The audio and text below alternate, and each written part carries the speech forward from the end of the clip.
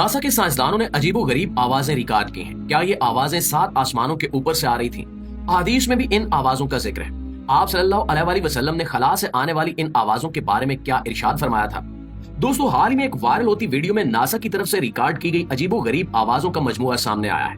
ये आवाजें काफी खौफनाक और दिल को दहला देने वाली हैं। लेकिन इससे भी ज्यादा हैरत की बात यह है कि इन आवाजों की जो तफसीलात बयान की गई हैं वो हूबहू वैसी ही हैं जैसी आवाजों के बारे में हजरत मोहम्मद मुस्तफा सल्लल्लाहु अलैहि वसल्लम ने मेराज से वापसी पर उम्मत को बताया था। इन आवाजों की डिस्क्रिप्शन में लिखा गया कि ये वो आवाजें हैं जो खला में पहली बार सुनी गई हैं। साइंसदानों के ख्याल में ये आवाजें शायद जमीन के अंदर से आ रही हैं या फिर खला में ही मौजूद किसी और सियारे से आ रही हैं, लेकिन फिलहाल वो इसके मुतल्लिक 100% यकीन से कुछ भी कह नहीं सकते। इनके ख्याल में हुजूर अकरम सल्लल्लाहु अलैहि वसल्लम ने वाक़या मेराज के दौरान सुनी जाने वाली जिन खौफनाक आवाजों का जिक्र किया है वो कैसे सच हो सकती हैं, जबकि खला एक वैक्यूम है और खला में आवाज ट्रेवल नहीं करती। नाज़रीन, गैर मुस्लिम और मगरबी साइंसदानों के इन साइंसी दलाइल के बावजूद हम मुसलमानों को 1% भी प्यारे नबी करीम सल्लल्लाहु अलैहि वसल्लम की बयान करदा हदीस पर शक नहीं था और न ही हो सकता है। बेशक आप सल्लल्लाहु अलैहि वसल्लम ने सफर मेराज के बाद जो कुछ भी बयान किया और जितनी बातें भी अपनी उम्मत को बताई हैं वो हरफ बहरफ सच है। इन्हीं बयानात में आप सल्लल्लाहु अलैहि वसल्लम ने एक पत्थर के दोज़ख में गिरने का वाक़या बयान किया है, जिसमें आप सल्लल्लाहु अलैहि वसल्लम ने इरशाद फरमाया कि इसके बाद मैंने एक आवाज सुनी जिसने मुझे खौफज़दा कर दिया। जब मैंने पूछा कि ये क्या है तो जवाब आया कि वो आवाज उस चट्टान की थी जिसे 70 साल पहले जहन्नुम की आग में डाला गया था।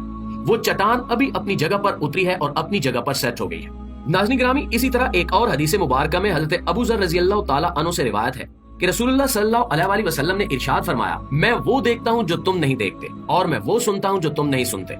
आसमान कड़क रहा है और इसे कड़कना चाहिए क्योंकि इसमें 4 उंगलियों के बराबर जगह भी नहीं है, लेकिन वहाँ एक फरिश्ता अल्लाह को सजदा कर रहा है।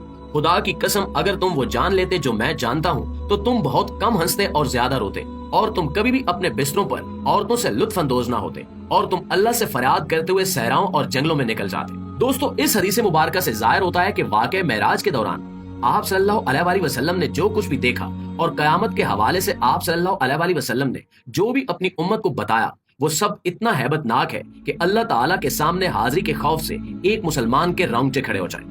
दूसरी तरफ गैर मुस्लिम साइंसदान हैं जो इन सब हकीकतों को झुटलाकर इस सब के हवाले से साइंसी दलील तलब करते रहे हैं, लेकिन अब खला से आने वाली इन अजीबोगरीब आवाजों ने साइंसदानों को एक मरतबा फिर सोचने पर मजबूर कर दिया है कि खला से ये आवाजें कैसे आ सकती हैं। ये कायनात जिस कदर वसी है इसमें मौजूद मखलूकात भी उतनी ही ज्यादा है, लेकिन इसके बावजूद भी उस रब्बे कायनात का कहना है कि वो अपनी तमाम मखलूकात को बेहद अजीज रखता है और जमीन पर बनाए गए अपने खलीफा इंसान को 70 माओं से ज्यादा प्यार करता है।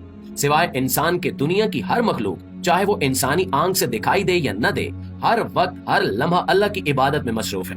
चुनांचे कुछ बैद नहीं कि साइंसदानों की रिकॉर्ड करदा आवाजें जिनके बारे में वो खुद कोई भी बात हतमी तौर पर नहीं कह सकते, इन फरिश्तों की हो सकती हैं। कुरान और हदीस के हर हुक्म में कई छुपे हुए पहलू भी मौजूद होते हैं जो वक्त गुजरने के साथ साथ इंसान के सामने आते जाते हैं, चाहे साइंस इन्हें साबित कर सके या नहीं। हम मुसलमानों के ईमान पर इससे कोई फर्क नहीं पड़ता। बिल्कुल इसी तरह ही खला से आने वाली अजीबोगरीब और खौफनाक आवाजों के बारे में भी साइंसदान कुछ भी कहें, एक मुसलमान का अकीदा अपनी जगह मजबूत होना चाहिए। माजी में भी ऐसा कई मरतबा हो चुका है कि कुरान पाक में कई 100 सालों पहले बयान की गई हकीकतें जिन्हें हमेशा से साइंसदानों ने झुटलाया था, बिल आखिर सही वक्त आने पर सच साबित हो गई।